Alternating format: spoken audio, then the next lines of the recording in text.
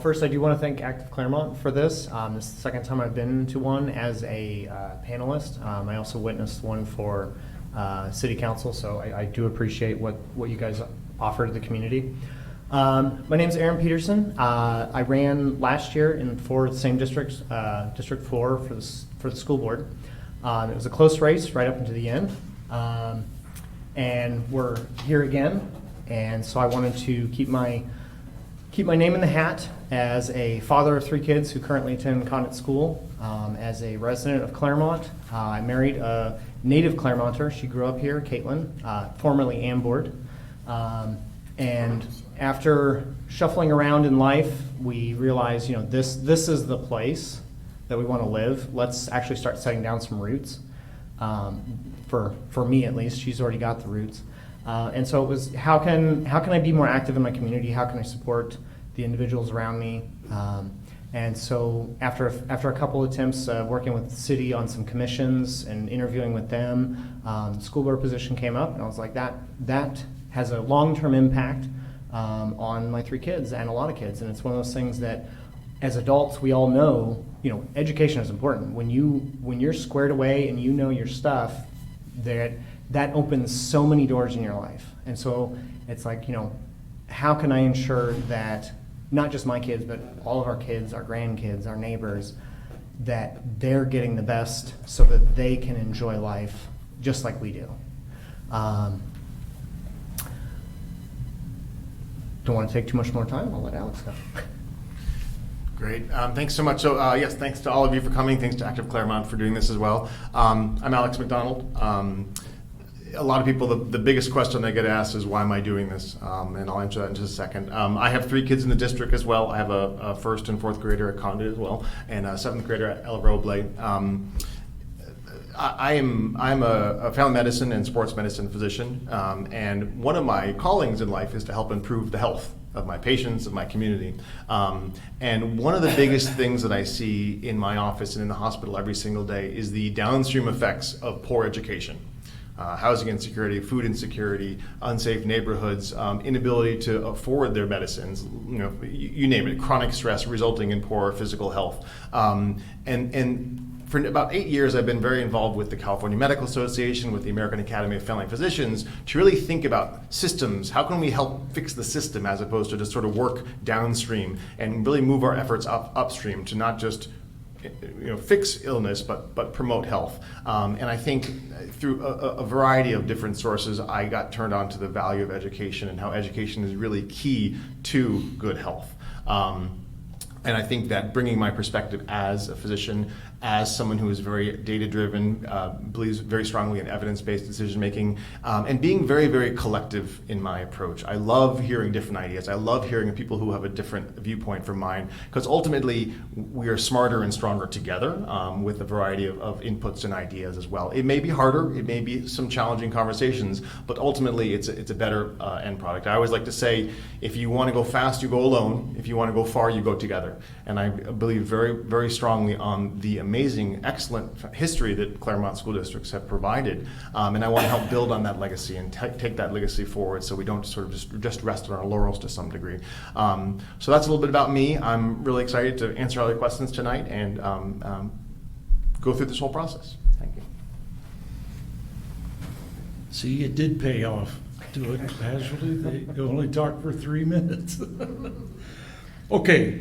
I'm going to read off some key questions that are on my paper and then insert these questions from the audience in between all that.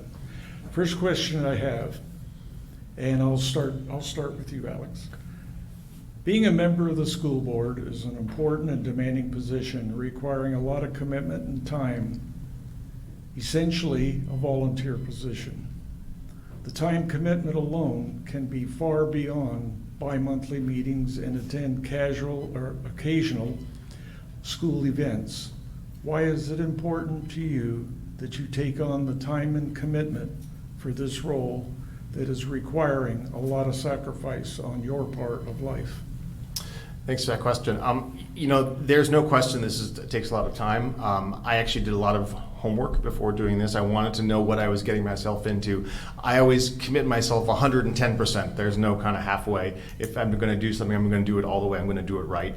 So I really did a lot of research into understanding what the time commitment was, not just the board meetings, school site visits, but really understanding, reading the materials, coming prepared to all those meetings as well. So I'm planning to spend between 5 to 10 hours per week doing this job, most of it on my own time. I have some flexibility time during the week that I'm able to sort of shuffle things around. But this is really important. This is important for my children. It's important for our future children. It's important to really maintain the value and the community, literally the community of Claremont as well. And so, again, I see this as a place where I have the energy and the skills to participate and to really leave things better than I find them. And I think that's a time worth invested, quite frankly. Well worth invested. Thank you. Aaron. So I like quotes, and sometimes I feel like there's a quote out there and you got to find the person who said it. And so I actually found a guitarist from Australia. You get out of life what you put into it. Simple. Anybody can get to a position and run the bare minimum and just slide through life.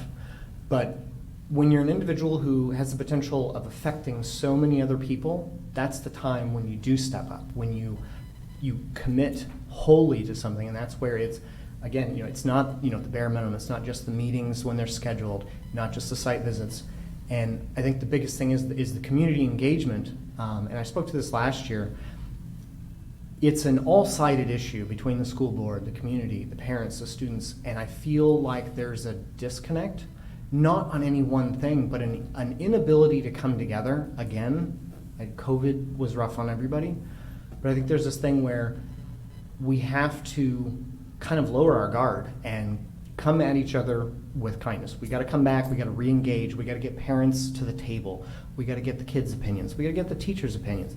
We got to come back together, and that takes time, and that takes an individual like a school board member to be able to kind of be that adhesive, to hold that group back together, to say, we are all in this together. We are going to get out of this what we put into it. Okay, thank you. How how do you personally see the role of a school board member when working with partner organizations such as the Parent Faculty Association, the After School Program, the Claremont Educational Foundation, all of those types of programs? How do you see that? Who's first this time? Oh, we'll switch up? Yeah. Okay. So in my personal experience in my job with Lockheed Martin, that's one of the biggest things I do is I'm almost a liaison between my program office in Colorado, my government customer, the Air Force, other defense contractors. So the importance of communication and understanding from different perspectives, because everyone's coming from a different perspective. The government wants a product. The companies want to make money. The Air Force wants something that's going to help national defense. And so it's maintaining and understanding where everyone's coming from and what everyone's trying to get to, and being able to, again, together work towards that goal. And so it's not just a school board's opinion. It's not just a superintendent's opinion. It's, what is the community saying? What are fundraisers saying? They're saying we want to put money into education. What are they saying they want to do it for? Are we talking new curriculum? And those are the kind of things where it's, let's engage with them. Let's connect so that we can do this better. So I think the school board, I've served on many boards of board of directors. I'm currently on the California Medical Association Board of Trustees, and I really kind of understand what a board does. It's really kind of the big picture, the umbrella. It's not like the nitty gritty. And I really think the board role is to serve as a conduit for the community. Is to serve as a conduit for these multiple different organizations, and the board members each kind of liaison to one of these different key partners within the CUSD school district. And I think that those relationships are so important because, the school district can't do it all themselves, the parents can't do it all themselves, the community-based organizations can't do it all themselves. And so really having those lines of communication and understanding that where we can kind of find synergistic relationships, where we can fill in the gaps, and we're not duplicating efforts, because as it is, there's not enough resources as it is. And the last thing we want to do is duplicate efforts. And so really making sure the board members serve as those liaisons and collaborate is very, very important. But then also understand, again, the board does this big picture and sets the direction for the district in concert with the superintendent and the community and all those organizations as well. So I think it's really important to understand what a board does and doesn't do. And I think my experience on several different boards of directors will really help me hit the ground running and be able to continue that momentum we've built over the last several years.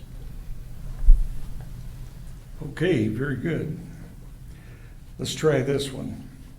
Over the past few years, diversity, equitability, and inclusion practices have been in the forefront in conversations locally, regionally, and nationally.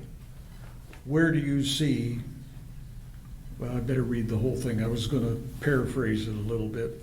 As a result, local businesses, community-based organizations, and parent-student groups have formed DEI committees and oversight councils and established form of DEI. What do you think about the focus of DEI, especially in public education? Go first.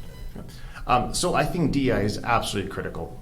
We live in a world which is becoming smaller and geographically not, but interconnectedness. I think it's absolutely critical that we raise our children in a world where we can raise our children in a school district to prepare them for a diverse world, quite frankly. I think we need to make sure we hear and we understand and we value every single person's opinion and voice. School should be a psychologically safe place for students, for staff, for teachers, and I think we need to actively pursue that. We can't just sort of rest on our laurels and say, oh yeah, we're Claremont, we're inclusive. We need to be more active as well. I think the district has taken some good steps in the last several years, creating the Diversity Advisory Task Force, I believe, to really push that work forwards, but it can't just belong to one group. It needs to belong to all of us. It needs to belong to the teachers, it needs to belong to the students, it needs to belong to the parents, and I think the school board can really set the tone for that to make sure that we are not just saying, yes, we agree with this, we're actually being actively inclusive and we're seeking out different opinions and different ideas and different perspectives. Because like I said before, we are stronger together. I think when the school board makes policy decisions which affect the entire district, we need to not just say, oh yeah, we all agree, great. We need to say, okay, who else is missing from this table? Who else have we not heard from? We need to actively solicit different perspectives and different input as well, because that's ultimately going to serve the entire community in the long run as well. It's an issue that I'm very passionate about. We know that 70% of CUSD students are students of color. We know that the teachers don't necessarily reflect that diversity as well too. And I think we need to make sure we actively create good role models for our students, both in the school and in the community.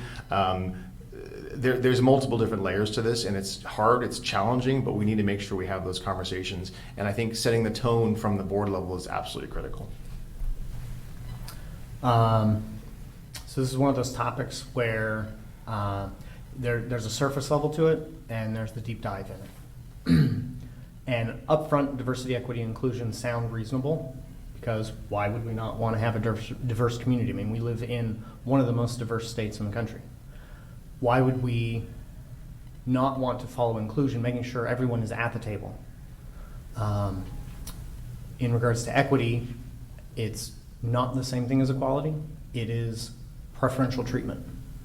The question is, what are we basing preferential treatment on? I don't want to dive too deep into this because this is one of those things I could talk to for a long time, because it's something that's grown in the last 10 years and it's literally everywhere. It's in corporations, it's in schools, it's DEI, DEI, DEI. And a lot of people aren't initially asking the first question because they're just taking it at face value. And so rather than taking the deep dive, I've got examples of what exactly DEI is doing across the country when it shows its true colors. Pfizer Pharmaceuticals has created a first of its kind fellowship in which they openly state white people not apply. I understand you want diversity and inclusion, but you're openly, based off of an immutable characteristic, being racist. You are discriminating based off of race. Minneapolis Public School contract with teachers union will lay off white teachers before educators of color. That one's gone to court. Texas A&M has created a hiring process that effectively discriminates on that allows for the effective discrimination based on race and sexuality. New York University and the University of Nevada, Reno have both implemented student dorms by race. DEI has a power to it that is doing something that is regressing the civil rights that we've fought for in this country, to be equal in the eyes of the law and to each other. It is starting to enable people to have a power in which they're saying, no, you are different. We're going to treat you different.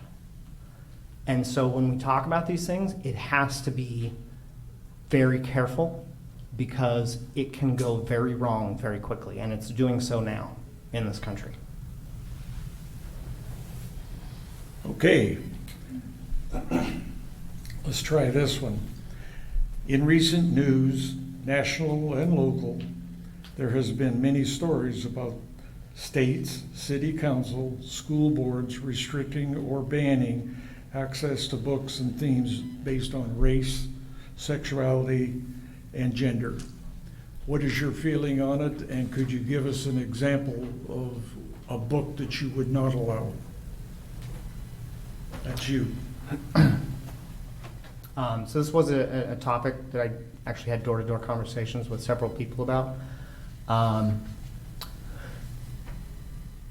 There is a element of this that is the mass media attaching to a story and spreading it like wildfire and blowing it out of proportion, but that doesn't mean it's not an issue. There are schools out there that are saying, we do not want certain books of certain types of varieties. Of all the ones that are coming up, I don't have names. School districts are getting massive lists of books, but they're only actually pulling a few. I can show examples of books. I've got all this stuff bookmarked. There are books that are just straight up pornographic, both in language and in imagery. But there are books out there that talk about tough stuff. There's a difference, and when we talk about banning things, this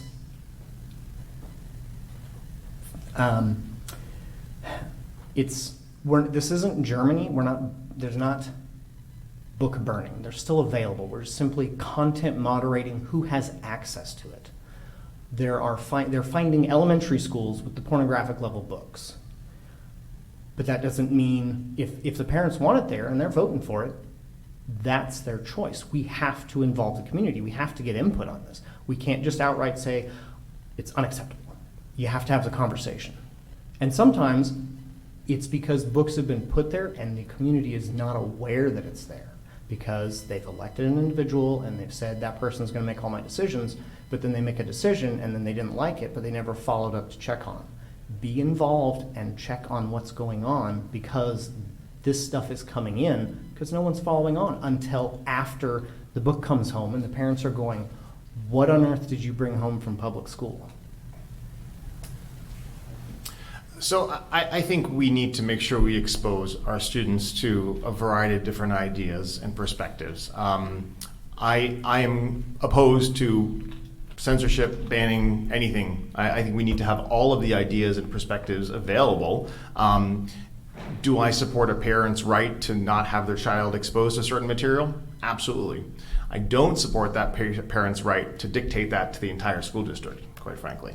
I think we also need to rely on our content curricular experts, our faculty, our teachers who are doing this professionally. And if they think a material is age appropriate and can be helpful in terms of provoking conversations or ideas, I think we need to rely on them and understand that. Do we need to have checks and balances? Absolutely. Do we need to have some oversight? Absolutely.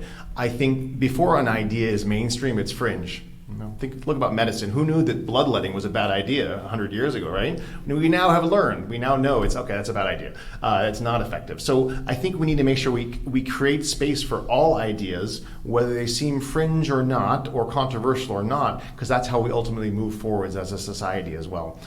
So I think we definitely need to have parent involvement. I think we need to have teacher involvement, but I don't think that sort of blanket bans to any ideas or topics is appropriate, and we need to make sure that we have conversations for age-appropriate curricular content, which might not be mandatory reading, but at least available for all of our students. Okay, thank you, guys. I'm going to try one from the audience. Do you think it is appropriate for students to use the restroom by gender that they've identified as? And if yes, how would you pursue that and safety of the students? Great question. So I actually went to a co-ed college that had co-ed bathrooms. And so when I graduated from college, the idea of a men's and a women's room was very odd to me. It took me a while to reset my brain. Now that was obviously on a college campus, and it's a very different environment than public. I've seen firsthand the horrific psychological consequences of students, particularly our teens, not being able to express themselves, to express their gendered identity, for feeling bullied both at school, at home, anywhere essentially. And I think we need to make sure we support our students and give them the autonomy to express themselves how they want and to use whatever bathroom they want, quite frankly. If that means we need to have single stalls, we need to have gender-neutral restrooms, I think that's ultimately a really important piece of supporting all of our students and their identities, and not simply forcing people into a decision, yes or no, boy or girl, black or white. I think we are, as society, a spectrum, no matter what demographic you think about, and we need to make sure we support everyone wherever they feel most comfortable on that spectrum. So I'm going to back up just a little bit, and because we speak English, we speak a contextual language. A lot of what meaning of a word comes from is derived by the words around it. For the longest time, the English language has used the word sex to describe a variety of things. Then along came the word gender to specifically kind of say, well, that's how we're categorizing you as a male or female. But oftentimes in conversation, it's sex or gender. Of late, the word gender is being shuffled slightly away and being redefined, not to always be associated to biological sex. And so the function of a bathroom is to alleviate waste from the human body. Yes, I understand that there is the possibility that an individual may not feel as though who they are, that they're going through something. Everyone's going through something all the time. But when you need to use the restroom, it's an organ-based decision. Are you a boy or are you a girl? When society has moved forward and made it allowable for boys to go into girls' rooms, girls to go into boys' rooms, chaos happens. The girls are coming out saying, yeah, no, I'm sorry. He can identify as a woman, but I'm not comfortable as a female with a male body in my bathroom. And so, yes, we do need to recognize that something's going on, but when it's a 1% making the decision of how the 99 have to act, we have to step back and approach it differently. We don't have an answer yet. We're working through it. I mean, this isn't just us, this is society. So when the initial steps are moving forward and it's causing chaos, we're not going down the right path. So let's again get back and actually say, what should we be doing, and get consensus before we jump out there and force it on everybody. Okay, I think both of you have answered this, but this will give you an opportunity to hit on it maybe a little more. What experience do you have as a board member, and how do you see your role as a board member? I think you covered it a little bit, but this is the time, Aaron, you can start if you have anything you want to add to it. Technically, I have not resided on a board. I understand the role. I've worked with boards, with committees, but always from an individual bringing information, bringing reports. I do agree with the concept because it allows people with a busy life to really kind of have, you know, a button to push. Be like, hey, I need to talk to you about something. I need to address something. We need to talk about something. And so it's an important role for people to have and for people to understand what their capabilities are of a board and how they can help the community with a little bit more leverage on issues, as well as a place to just present issues to and say, hey, you know, I think this is something we need to talk about. So as I said before, I won't try not to repeat myself too many times tonight, although I probably will. I've served on several different boards of directors. I'm currently on the California Medical Association. I'm one of their young physician trustees. I'm actually on the executive committee of the California Academy of Family Physicians, and I've done a lot of policy work, not the board exactly, but a lot of the policy work for the American Academy of Family Physicians, and really thinking about, okay, what does a board do? What does a board not do? Again, really setting the vision, kind of the big picture, holding our officers, our superintendent in this situation accountable, holding our staff accountable, sometimes asking those hard questions. I think that's really the key role of a board member, and to be very collaborative as well. Understanding a board member is not to sort of push a specific agenda or a specific item, but to really think about the whole district as itself in this situation and how they can best serve the entire district as well too. So again, being very collaborative. One of my first introductions to the California Medical Association is with, you can imagine it, doctors from all different practices from all over the state of California, and we were talking about a pretty contentious issue. I was sort of in charge of sort of leading that discussion piece, and I was really able to, through my somewhat goofy nature, able to kind of talk to people and create a space where people felt comfortable sharing and giving those ideas. And so we ultimately could get to some point of consensus. Furthermore, really focusing on the common goals. I think a lot of times in this day and age we get focused on what divides us, but I think we have far, far more in common that bring us together as well too. And I think that's something the board really needs to do to help create consensus, to create collaboration, to have conversations. And again, in this situation for a school board, really being a conduit for the community, listening, understanding, and bringing those perspectives to the board as well too. I feel like that was another part of that question. I think that was about it. I'll stop there. Okay, you ended up taking more time for that one than you did. Okay, this is a pretty simple one, straightforward, and I'll hit Alex first. How will you balance your decision as a member of the board with the input of parents, teachers, and other stakeholder groups? I think that is literally the role of a board member, is to balance it with all of those different stakeholders and to really listen, to understand, to actively seek out all those perspectives. As I said before in my opening statements, I love hearing about perspectives which are different than mine. Whether we end up agreeing or not, I feel like I grow and I learn as an individual, as a person, as a leader. And I really think that we need to make sure that our board is very inclusive and really collaborates with all of our different stakeholders and hears them and makes sure that their voice is valued in part of that collective conversation. Is the board going to make a decision 100% perfect all the time that serves every single person perfectly? No, absolutely not. But we're going to do what we absolutely best we can to meet those goals, and it's going to take time. It's going to be messy. It can't be quick sometimes as well too. So, but continue to have those conversations. Really, relationships. I think leadership, whether it's at home or in school, at work, leadership is about relationships and building those relationships and building that trust so you can have those hard conversations as well too. What was the question again?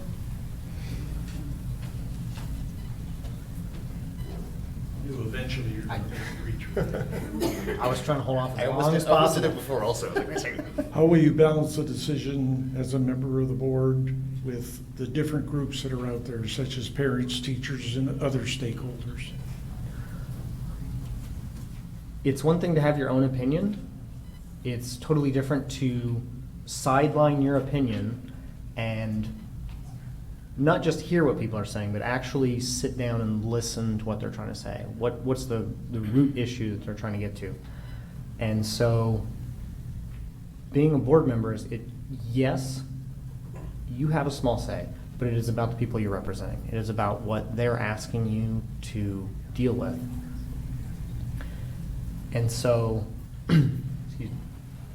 I'd say the one thing that from school board meetings I've been to, curriculum reviews I've been to, other events in which the community is invited to come to, this goes back to what I've said before, it's re-engaging the community, because sometimes you go to a school board meeting and there's 4 people in the audience, and this is a school district of like 8,000 kids.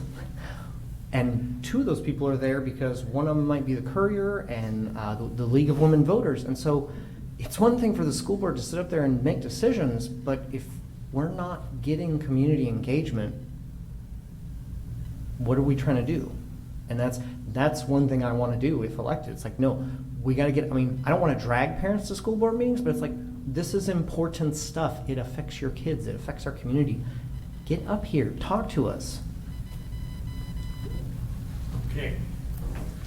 I'm going to try this one. I'm going to try to read it. I'm concerned about the statement that was made, toileting being only a biological issue.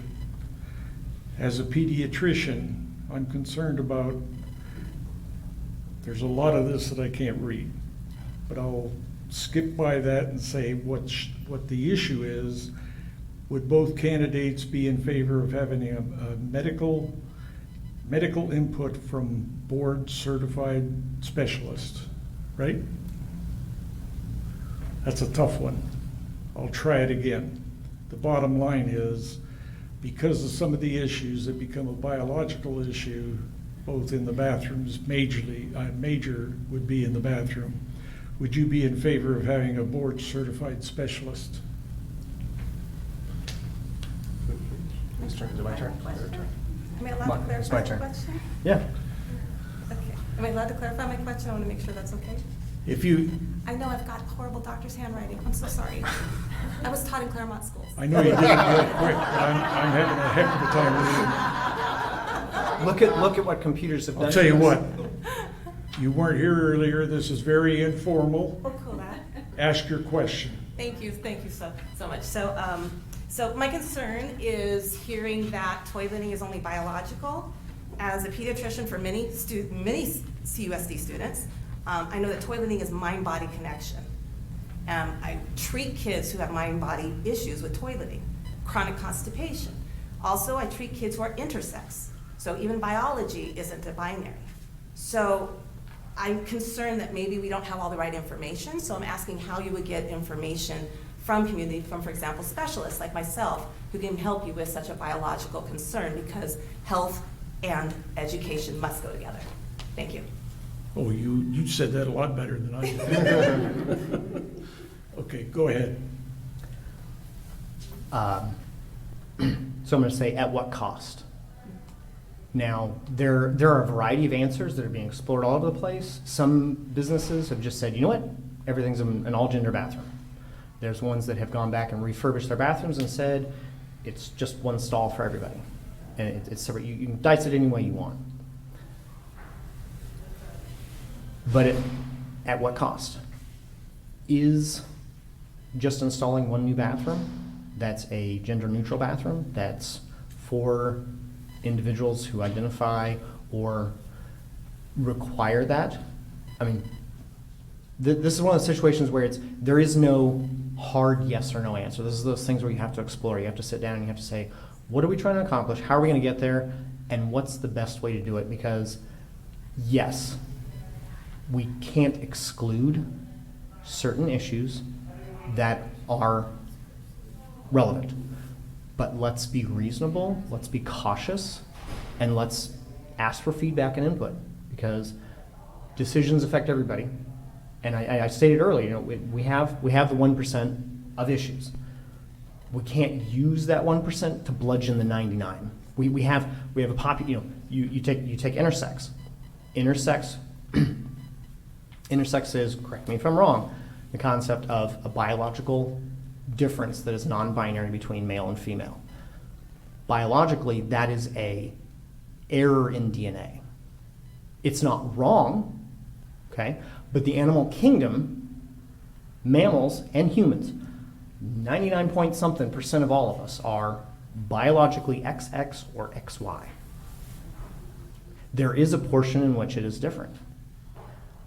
Let us not dismiss that portion, but let us not use that, not saying it's happening here, not saying it's happening in CUSD. It is happening elsewhere. There have been those escalation issues. Let's address it appropriately with experts at the table. So again, as I've said, I see the ramifications of mental health and physical health and the correlation of those two. It's literally my job, what I do every single day. You cannot expect a student to learn, to grow, and to develop in an environment where they don't feel psychologically safe, when they don't feel comfortable to be themselves. And so I think it's absolutely critical. One of the beauties of public education is the rich diversity which we all bring. That's the challenge, is how do you balance limited resources to serve that rich diversity, be it psychological, educational, cultural, wherever you have it. And so I think when it comes to gender, I'm going to, put my doctor hat on. Gender is how you feel. Do I feel like a man? Do I feel like a woman? Do I feel like something entirely different? Sex is what you're born with. Often it's your chromosomes, but not always. And then there's sexual orientation, who you're attracted to. And I think those three pieces get confused a lot. And I think it's really important that we rely on experts and medical professionals to help us navigate that. I think a lot of these issues need to be dealt with at home. It's absolutely critical. This is not something we need to bring to school every single day, but as a school district, we need to make sure we figure out how we can support these individuals, how we can support these families as they're going through these challenging times as well too. And the teenage years are very challenging, period. You add all these other issues on top of it, it can be even more challenging as well too. So again, as a medical professional who works with subspecialty medical professionals, it's extremely important that we rely on evidence, we rely on data, and we support these individuals in a way that they can show up and be their best selves, so they can learn best, so they can become their happiest, healthiest individuals and thrive after their time here at CUSD as well. They answered a lot better than I did.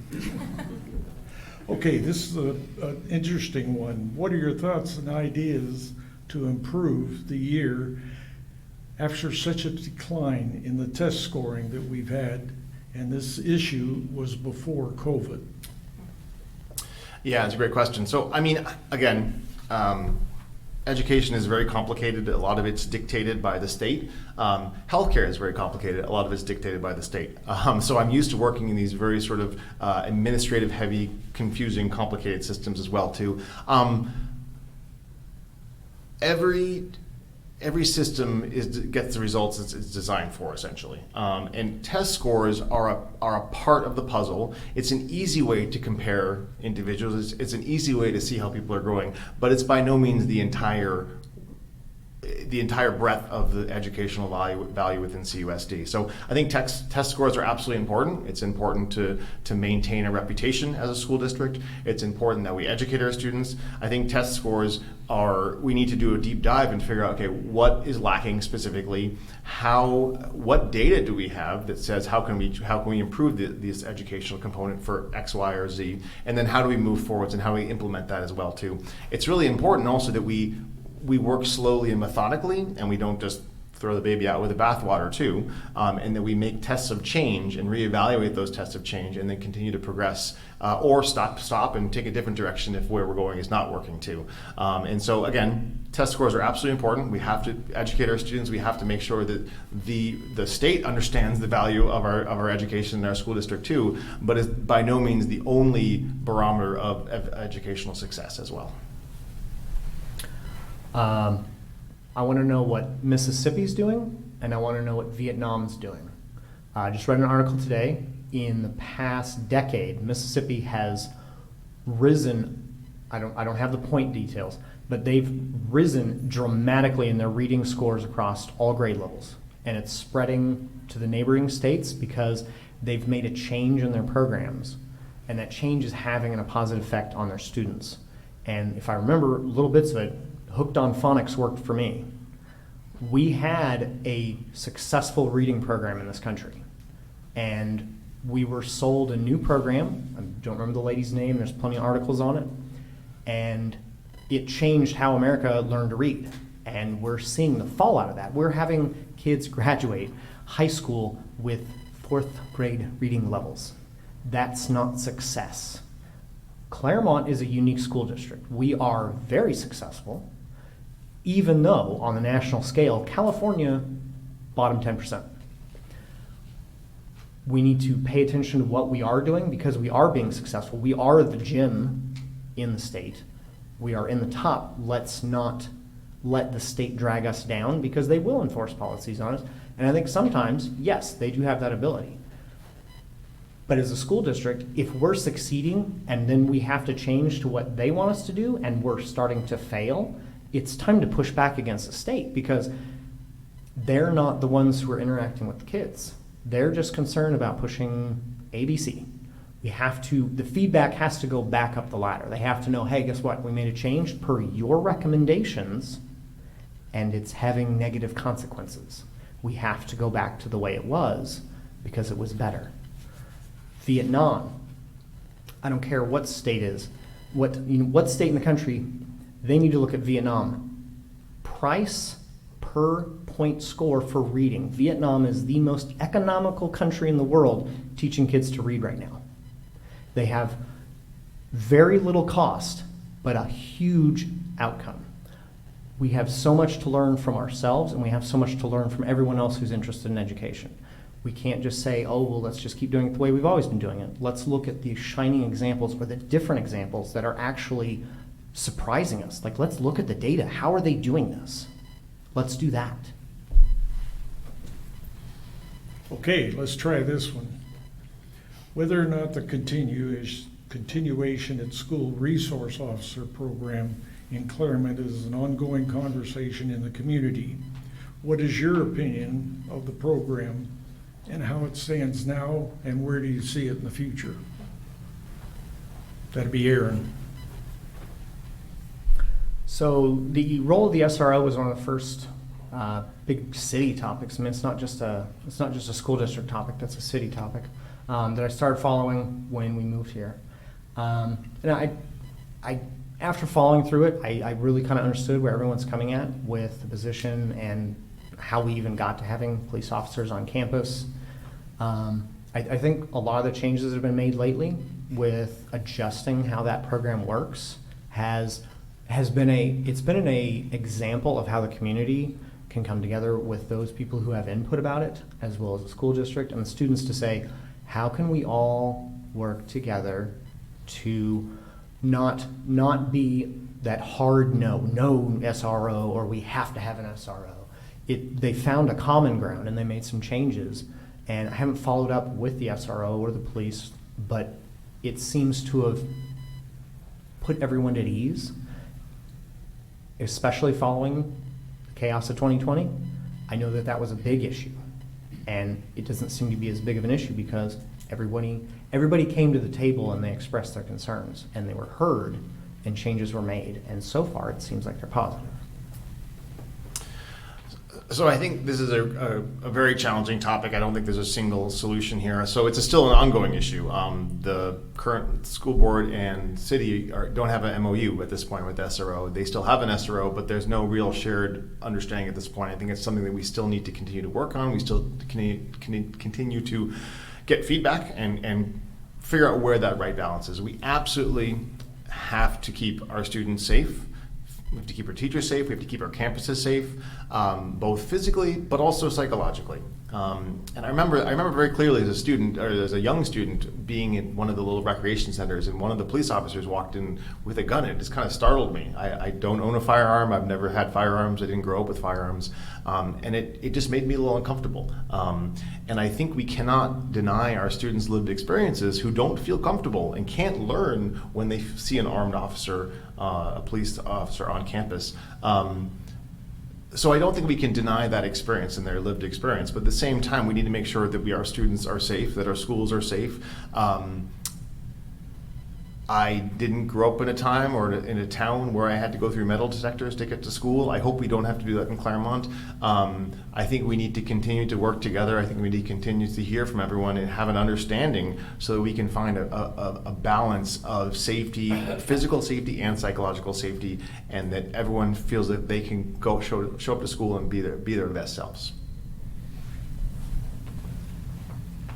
Okay, Let's try this one. It's along the school resource officer, but now we're going to talk about active shooters. We have an active shooter program. How do you feel about it? Should it still be in, or is there a way that you would like to see it leave? Because apparently, according to this, it scares a lot of the young men and women that are at school to go through it or even start it. So what would your feeling be? Yeah, so I think, first of all, calling them school lockdown drills, I think is probably a better term because language matters. Unfortunately, I think in this day and age, we need to be prepared for the worst case scenario. Do I like it? No. But it's the reality, and I think we need to make sure we prepare our students and our teachers. We have fire drills just in case there's a fire. We have earthquake drills just in case there's an earthquake. I didn't grow up in California, so I don't remember what that was like as a student. And I think we need to prepare for the worst case scenario. I'd rather be overly prepared and never have to use that preparation than anything else. A lot of my medical training is preparing for emergencies, which I hope I never have to experience, but I still want to be prepared in case that happens. And I think that school lockdown drills are a necessary evil at this point too. I actually I asked my fourth grader about this. I was like, what do you think about a school lockdown drill? What's it for? And she's like, well, if there's someone or something that's bad out there trying to hurt us, it keeps everybody safe. And I was like, well, is it scary? And she's like, well, yeah, it's a little scary. I'm like, well, do you understand it's better to be prepared? And she's like, yeah, no, I get that. And this is my fourth grader. I don't know. Maybe I think she's advanced, but maybe not. So I think it's a necessary evil. I think the way it currently stands is probably sort of a happy medium. I know there's some more kind of vivid scenarios of active shooter and lockdown drills, which I don't think we should do. So I think we currently are at a good place, not a perfect place, but I think we also need to make sure we talk to students about it and have them understand it in an age-appropriate way so that they can comprehend what it's for as well too.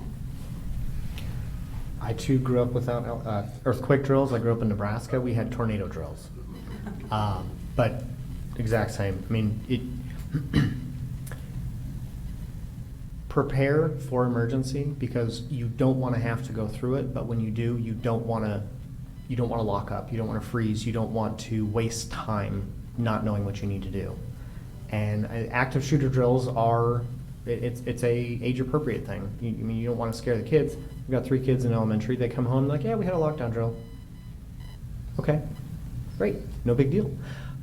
But to not have them and then have a worst-case scenario, then you have that gut-sinking feeling of we could have done more, we should have done more. So I don't think it's something that's going to go away. I think as the age of the students gets higher, I know my wife talked about a drunk driving scenario that they would play one day at school where they would randomly go through the school and pull a kid out of class. They'd paint their face white. That kid's now silent for the rest of the day. They're dead because of drunk driving. At that higher level education, when they are a little bit more mentally advanced, that they can comprehend the real world a little bit more, I do think maybe shock factor does have an impact. It may be uncomfortable, and sometimes life is uncomfortable. It's going to happen. But what can you learn from yourself when you're put in an uncomfortable situation that helps you grasp reality and helps you understand, no, I know why we're doing this, and I hope we never have to, but I'm glad I know what to do if it happens. Okay, according to the CDC, teenagers at 15% have been recorded or engaging in hard drugs, 14% misusing prescription drugs. What do you see in the Claremont School District, and how are you going to handle that, or how are you going to invest in that type of a program, and how are you going to handle it through the school system?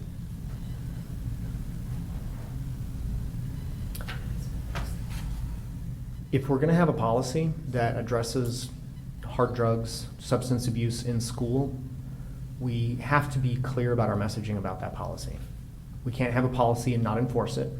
We can't not have a policy because then that puts us in trouble with the law. So what is that middle ground where we can say, unacceptable. But let's not throw the book at them. They're kids, they're learning. They may not actually know better. they may not have been taught better.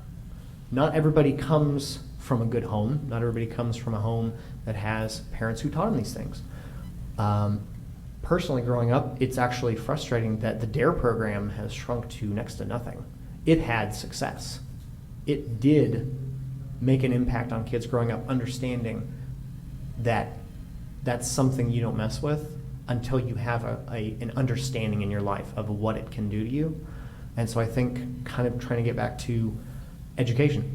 The more you know, then you can understand your decisions have consequences, and some consequences, especially with fentanyl, the consequences of that are drastically rising to death very quickly.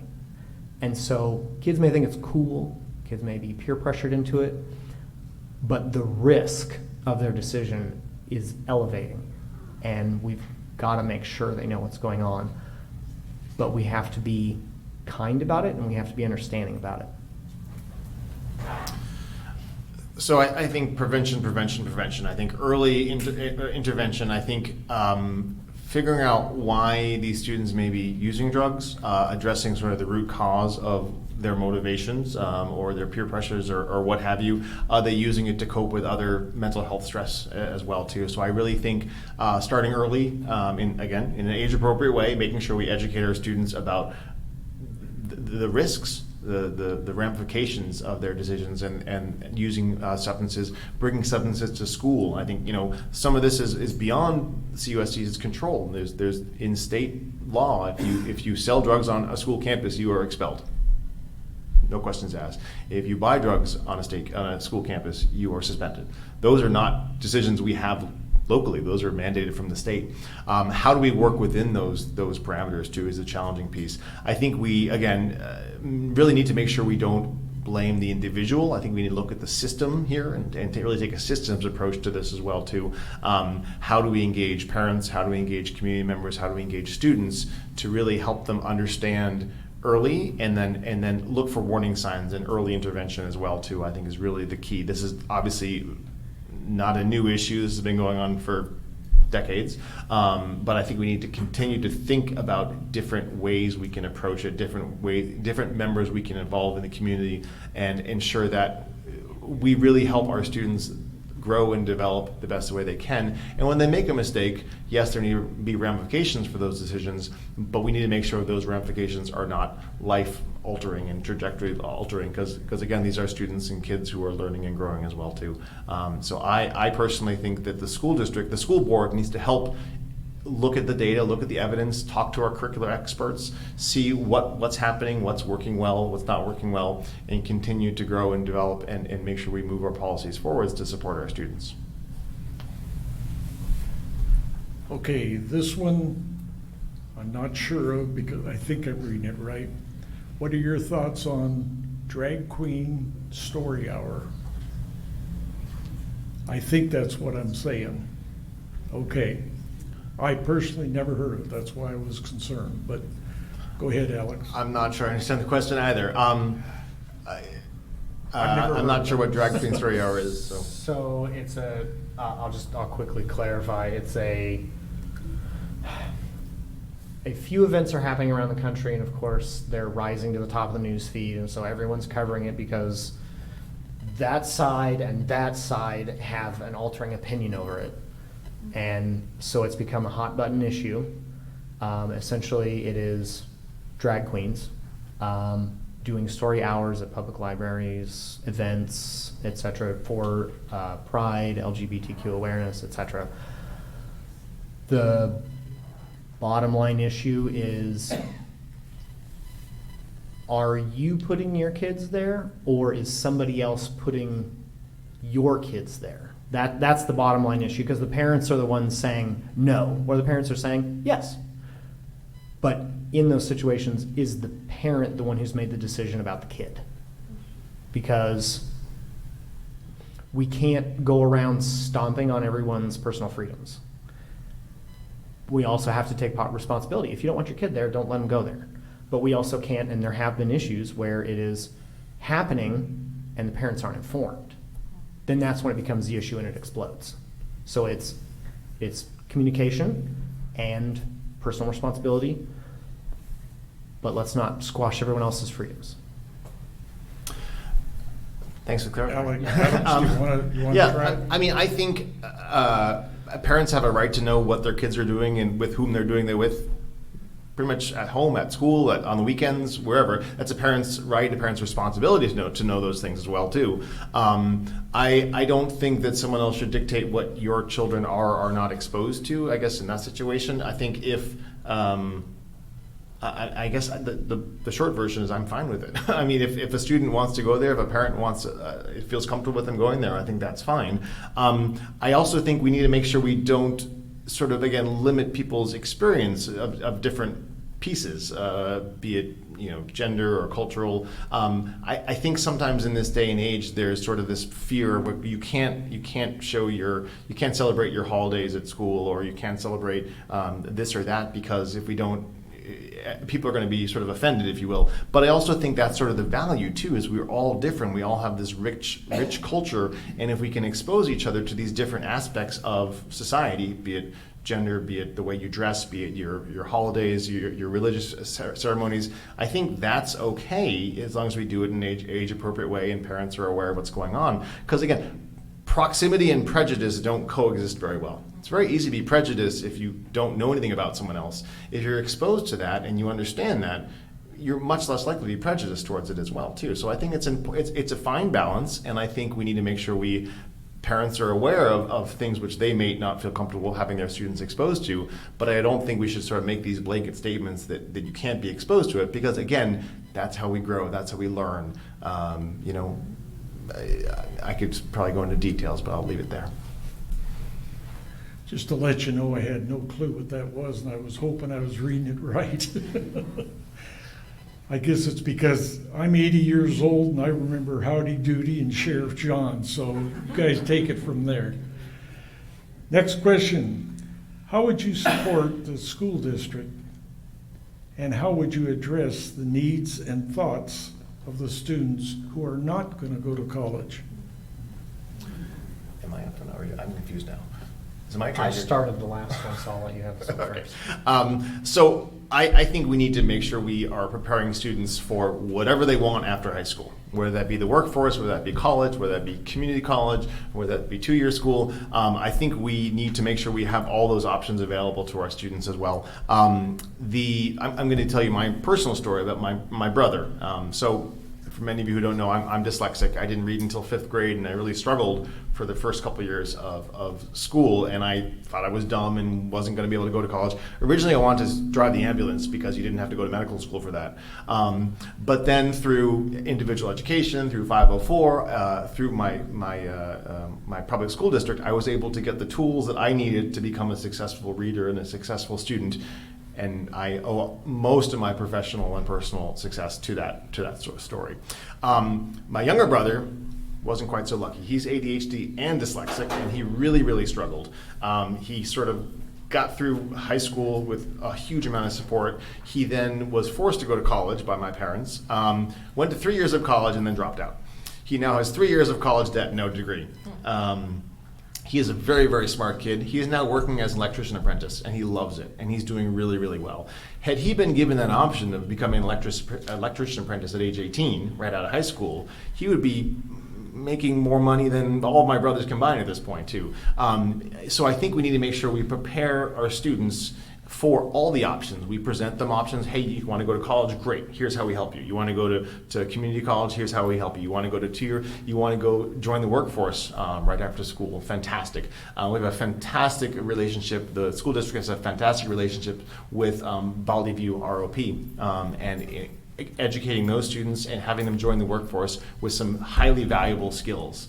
In healthcare, we have a lot of phlebotomists, medical assistants who we are in desperate need of. And I know Valley just graduated several hundred of those this year too. And so I think that college is not for everyone, but we need to make sure we have the options for everyone as well too. So I'm a huge supporter of providing students whatever they need for whatever they want after high school and to be successful. Ditto. No, just kidding. But no, I echo a lot of that. I didn't take the college route. Last semester of my senior year, recruiter came to the school. I got paged to the counselor's office. I was like, hey, you did really well on your ASVAB. We want to talk to you. I ended up in the Army for 4 years right out of high school. I graduated high school. 2 weeks later, I was in basic training. In my career with Lockheed Martin, I have worked with a huge spectrum of people from all over the country, different backgrounds, different educations, and many of them got a college degree simply because that was the thing that the company was saying, well, if you want your next level, you kind of have to have a degree. But then the company paid for it. So college is a good idea, but if you don't have to pay for it, don't do it. Get your employer to pay for it. Get a scholarship. Do something to get education for free. I know California does a good job of helping kids get into community college, reducing those costs. I'd love it if the first 2 years of community college were free, just because that's the thing where you get in and you get the fluff out of the way, real easy, and then figure out where you want to go. But that doesn't mean college is the only answer. I've worked with electricians who graduated high school and went straight into an apprenticeship program. They're in their 50s, making $250,000, $300,000 a year, having never had a college degree. So yeah, college degree works, but you don't have to do it to make money. You don't have to do it to have a good life. There are so many options out there. I think the biggest key is making sure that people know you have options. And what are those options? What's the benefits? Yeah, if you go to college, you're not working. You may be racking up some college debt. Are you going to get into a job that your degree's in? How much student debt are you going to have? Or go start working. Take a few years off. Travel.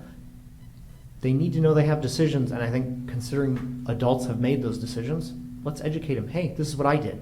This is how it turned out for me. This is what they did. This is how it turned out for them.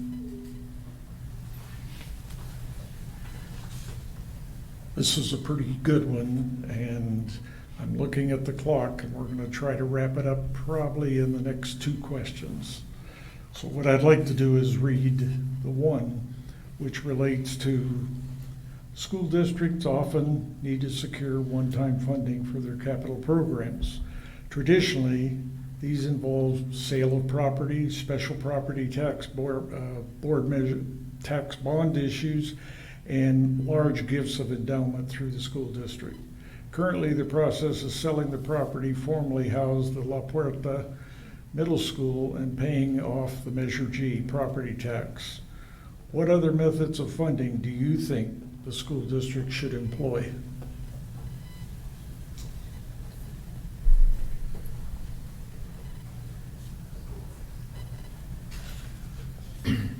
Specifically to La Puerta, that's been a hot button issue with the school district, the city, and the community around that area. But in regards to funding, I don't think that we should really limit our options. What can we do to, prime example, we're an Apple, I don't know what the title is, but we're a partner with Apple. They provide tablets. That's a benefit to Apple because they donate to us. We get technology upgrades. Our students get a tool. So what can we do to find money, but what else can we do to form partnerships? What else can we do to give our kids a way to move out into the world already knowing something? Like, I mean, everyone has an iPad. They already know that. But I was actually saddened to hear that, like LAUSD, they got rid of their auto mechanic shop. It was one of the top ones in the country. Car manufacturers came to that school looking for their top mechanic students. They got rid of that program. Why would we limit our kids that way? Why would we not give our kids an opportunity to not only learn an important school or an important tool that gives them a better option? So it's not just about dollars, but it's also about relationships with other things that can alleviate the dollar, because regardless of what we do, money's always going to be tight. So it's what can we do differently? But then also, where can we go to get more money? We have our partnerships local. We have CEF. We have donors.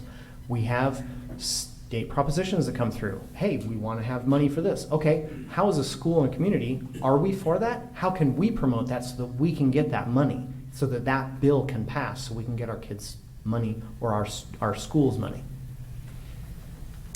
So I think very little of our state grant to the district will actually support upgrades to our equipment as well. A lot of it supports our faculty, our staff, our students. Very little of it actually goes towards maintenance. I want to say like less than 15% of our current budget is for stuff. 85% of the budget is for people, which is right. People are our most valuable resource, and that's really what makes the community of CUSD.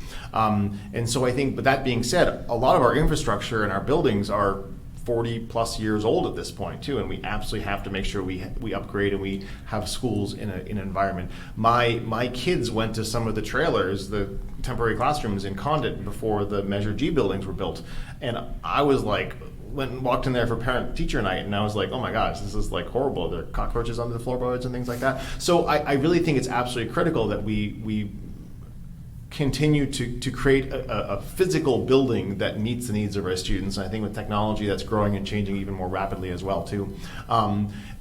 There are very few ways that we can actually have capital improvements because the grant funding from the state really doesn't provide much at all. There are some state-based, I believe it's Prop 51, someone who's smarter than me, please correct me. I believe it's Prop 51 that will match local dollars for capital investment, but you have to get the capital investment locally so to get the state-based matching funds as well too. I think La Puerta property is a great example of literally money sitting there doing absolutely nothing, which could be serving our school districts, could be serving our students. I know there's a lot of controversy around that, at what there could have been. There have been multiple different iterations of that proposal as well too. And so I really think that we have a fiduciary responsibility to take that property, literally those dollars, and invest them in our students as well too. Obviously it's very complicated with the city. The school board, I think, voted to sell that property in 2012, and so it's literally just been sitting there waiting for something to be done through the city and the community as well too. So I think that's really out of the school board hands, but how can we help leverage that so we can maybe take those dollars, put it forwards for state-based a matching grant as well too, so we can really continue to improve and build the capital of our schools as well too. Do we want to do another measure? I don't think anyone really wants another bond, but at the same time, we can't just accept the status quo for some of our crumbling infrastructure as well too. Great. You guys are doing a great job. Staying within the Trying to keep time it short. frame Trying to keep it too. short. This is a good question, and a lot of it, you guys have covered it over the last hour, but I think it's an important one to just hit it right on the head. What do you think are the greatest areas of need for the school district? I think the two biggest things which concern me the most are declining student enrollment, because fewer students means fewer grant dollars from the state, and the mental health of our students and our teachers and our staff. I think we've all been through a lot with COVID. I think one of the silver linings of COVID is that people are much more likely to address mental health, to get the resources they need, to be willing to admit that they're having some mental health challenges and struggling. So I think that's probably one of the silver linings of COVID. But I think that's also a huge need, and there's no one-size-fits-all approach. It's kind of like brushing your teeth. Like, you don't want anyone else brushing your own teeth for you, right? It's a very personal thing, and mental health treatment and care is really that way. It's going to be individualized for every single person, and so making sure that we have different tools and resources to really meet everyone where they are, really helping, again, age-appropriate early education, early intervention for mental health challenges for our students. I see this every single day in my office as well too, and that's something that I think I know my perspective and my experience would really help to inform us at the school board to be able to address the mental health of our entire community as well too. That, and then the other piece being shrinking enrollment. The school has always been about 7,000 students for decades and decades. Next year it's expected to be down to 6,700. I think it's 68 this year. And less students means less money, which means we need to make some hard decisions as well too in terms of where those resources are being utilized as well too. How can we as a school district attract young families to Claremont? How can we help support young families attending CUSD? Claremont's a very expensive community, and so it's a little bit school board adjacent, but how can we as leaders in the community help advocate for families to be able to live in Claremont who maybe don't make 3 figures a year or 6 figures a year. And so that's something we need to think about. And then furthermore, how do we continue to improve and build on the reputation of Claremont schools so we have other students from Montclair, from Upland, from Pomona District want to come to Claremont and have some of those inter-district transfers to keep our student population up, to keep our funds, and to keep our support and all of our resources available as well too. What's the question again? Just want to make sure I got the whole thing here. I talked for too long, sorry. That's my 2 mulligans. Had me nervous there.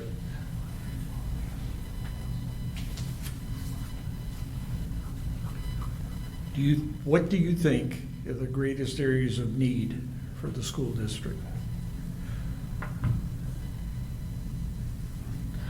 I think addressing what we're seeing in the data coming out of COVID, we owe that to our kids. Decisions were made and it negatively affected them. Some decisions were made knowingly, some were not. I mean, we went through some chaos. Some people were just doing the best they could. Some people were just trying to get by, and decisions were made, and now we've got a fallout that's affecting kids educationally. We owe it to them to make up that deficit, and so I think it's time to have that hard conversation. What are we going to do to improve reading scores? What are we going to do? My 4th grader, he has a handwritten pen pal that we made him write to because the years in which he was developing his handwriting was spent at home on a tablet. So his writing alone did not improve, it degraded because of time at home and COVID. So little things like that. How can we go back and brush up what was lost in that time frame? Student population, I think another national thing that's going on is school choice. A lot of state legislatures are going out there saying, you know what, take your educational dollars and spend them where you feel is best to educate your student. California has a small amount of school choice. I think if we had a broader school choice option, our neighbors would be like, yes, I would love to send my kid to your school because we know how good CUSD is. So if we had a lot more flexibility on who goes to what school, we would see a massive increase in students because they know how good our school district is. They know how good our education is. And I think some other students, if they had the freedom to come, they would go to the good schools. Okay, Aaron, you can start off, give your closing statement, and I'm looking at the clock, so keep it easy. All right, so the 10 minutes starts now. Again, I want to thank Active Claremont, and I want to thank everyone for coming tonight. For perspective, last year there wasn't this many people, so I appreciate more people coming out to this event because as candidates, we owe you answers, not the other way around. You guys have questions for us. We owe you answers. We owe you information. So this is a fantastic opportunity to be able to sit down and hash some things out and get some information out there.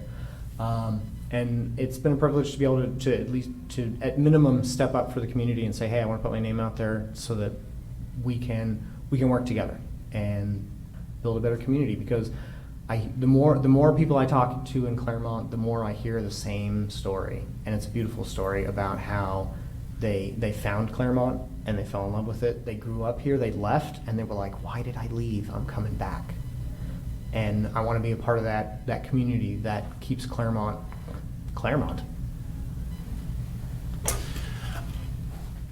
I moved here because of the school district. I've been in the area about 10 years. We originally, when we moved here, we couldn't afford to live in Upland. We couldn't find a house. We were coming from across the country with two young children. We lived in Upland for a couple of years, but we'd spent all of our time in Claremont because we loved Claremont. And then when it came time for my children to attend school, we bit the bullet and moved to a much more expensive house and paid a lot more property taxes in Claremont. But we think the education is worth it, and that is so important, and that's what keeps Claremont growing. What keeps Claremont vibrant as well too. I want to make sure we don't rest on our laurels. I want to make sure we continue to push Claremont.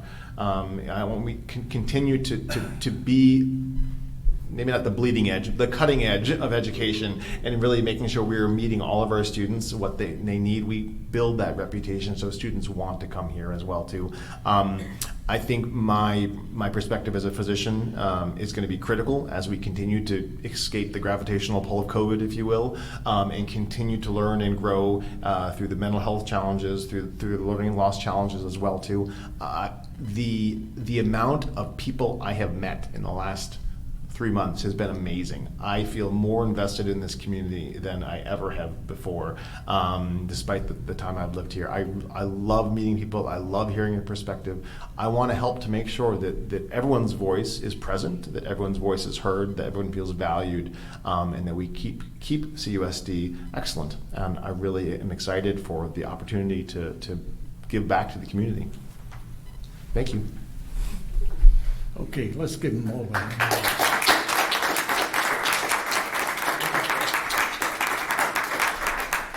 I think you have a hard choice on your hand. You got some good candidates running for the school board. Alex, Aaron, I want to thank both of you for being so aware of our time. And now I want to do a little housekeeping. When we do leave, I know some of you may have questions for either Alex or Aaron. I'm going to move you to the back of the room because Russ has got to get all these wires out of the way, and we got to be out of here before 10 till. So we got plenty of time. That's not a rush. But the other thing that I want to throw out is, if you would like to become a member of Active Claremont, I'm Brian Bocock, and I would appreciate it. I'm the treasurer. I'm the one that holds the money.